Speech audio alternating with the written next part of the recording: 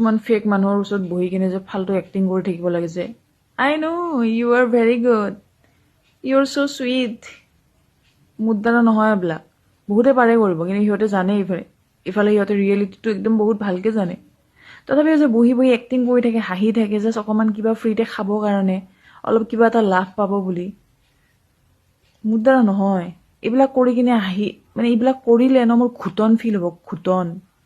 আৰু সেইটো কাৰণে লাইফত বহুত কাম বাদ দিছোঁ ৰাতি টোপনি মাৰিব নোৱাৰিম ঠিক আছে মোৰ লগত কোনোবা মিছবিহেভ কৰিব মোক কোনোবা বেয়াকৈ ক'ব আৰু মই সদায় এৰি দিম তাৰপিছত আকৌ সেইজনৰ লগত কালি গৈ কিনে ভালকৈ কথা পাতিম